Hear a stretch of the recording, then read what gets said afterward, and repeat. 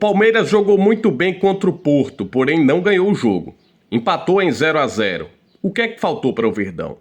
Agora há pouco o Fluminense também jogou muito bem contra o Borussia Dortmund. Se impôs, John Arias arrebentou, o time do Flusão empolgou. Só que empatou em 0-0 e também não ganhou o jogo. O que é que está acontecendo? Eu sou Alan Rodrigues, sou narrador de futebol profissional, você está no canal News do Futebol e nós estamos aqui para avaliar a atuação de momento dos clubes brasileiros na Copa do Mundo de Clubes. Se você gosta de futebol, se inscreve no nosso canal. O que é que a atuação do Fluminense contra o Borussia Dortmund tem em comum com a atuação do Palmeiras contra o Porto? E digo mais, a atuação do Boca Juniors, o time sul-americano, contra o Benfica, o Boca vencia por 2-0, acabou sofrendo gol de empate, empatando por 2-2. O que acontece de fato é que nós temos três prateleiras diferentes do futebol europeu, no tocante às equipes que estão disputando a Copa do Mundo de Clubes. Na primeira prateleira estão Bayern de Munique, Paris Saint-Germain, Manchester City, Real Madrid e Inter de Milão. Na segunda prateleira estão Borussia Dortmund, Atlético de Madrid, Porto e Benfica. E na terceira prateleira o Red Bull Salzburg, que não deveria estar no Mundial inclusive, mas esse é um assunto para um outro vídeo. Então nenhum sul-americano ainda se confrontou contra uma das equipes da primeira prateleira do futebol europeu. Tivemos confrontos de equipes do futebol sul-americano contra equipes medianas da segunda prateleira do futebol europeu. E os resultados foram iguais, empates. Tecnicamente, o Borussia Dortmund é sim superior ao Fluminense. Todos nós sabemos disso. O Borussia Dortmund foi inclusive vice-campeão da última Champions League. Se você for pegar em questão de valor, de elenco, em todos os sentidos, o Fluminense tem sim uma boa equipe, mas o Borussia Dortmund é tecnicamente superior. E o que acontece é que o Fluminense jogou muito bem, se sobressaiu pela questão da força de vontade, da intensidade do futebol brasileiro, principalmente a parte da força de vontade. Porque o Mundial de Clubes, a Copa do Mundo de Clubes, para os clubes brasileiros, é a grande competição desses 4 anos. Vai ser o grande sonho do torcedor brasileiro, a qualquer luxo do futebol brasileiro.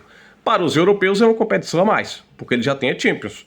Ele já tem o título de Champions League como o maior. O Mundial é apenas algo mais, podemos dizer dessa forma. É claro que eles enxergam bastante o mercado do futebol mundial, a importância de ser o primeiro campeão de uma Copa do Mundo de Clubes e também o pensamento de lá na frente essa se tornar uma competição que venha a ter o mesmo nível da Copa do Mundo de Seleções.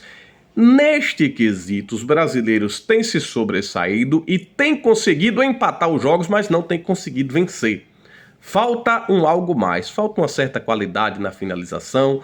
O Fluminense criou muitas oportunidades, assim como o Palmeiras também criou muitas oportunidades, porém acabou não concluindo a gol. Falta um pouquinho disso, né? A gente sente que falta isso no futebol dos times brasileiros. Mas no resumo geral, ninguém tá fazendo feio não. O próximo jogo do Palmeiras é contra o Al Ahly. O Palmeiras tem totais condições de ir a 4 pontos, depois pegar o Inter de Miami, tem condições também de vencer o Inter de Miami, que não apresentou um bom futebol contra o Al Ahly.